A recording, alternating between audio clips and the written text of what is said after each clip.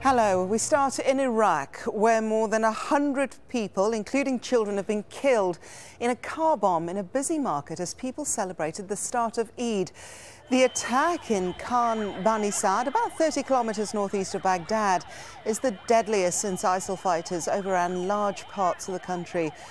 The force of the blast brought down several buildings, and as we understand it, rescue crews are still trying to find people who may be trapped inside.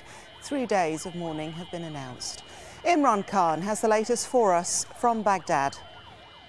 They've been expecting an attack like this, but they didn't realize that this would be the kind of attack that would see as many people as we've seen killed and injured. Now, in order to put this in some sort of context, you have to go back to the years 2006, 7 and 8, when Iraq was at the height of its sectarian violence, and Al-Qaeda in Iraq, which is the predecessor of ISIL, would mount attacks. Whenever ISIL or Al-Qaeda in Iraq at the time came under pressure, which they are at the moment, there is an operation against them in Anbar province, what they would do is mount attacks outside of the area that they were under pressure in to say, we can still mount these kinds of attacks. Now, the operation against them in Anbar province began on Monday at 5 a.m.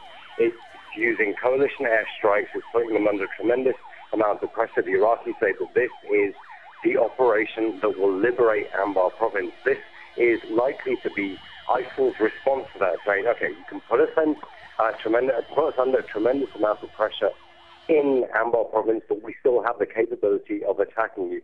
So like you say, the Iraqis were expecting an attack like this. The size of this attack, though, will concern many.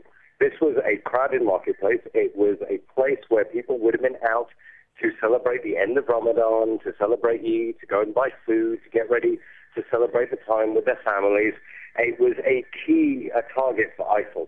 What the Iraqis now have to think about is how much the fight is worth to them, whether they need to keep fighting and keep putting up the pressure in Anbar province, knowing that there is a historic precedent for this when it comes to ISIL, when it comes to Al-Qaeda in Iraq, which is the predecessor, as I say, being able to mount attacks elsewhere. This is a very tough fight for the Iraqis, and they were expecting this, but the size of this attack will shock a lot of people.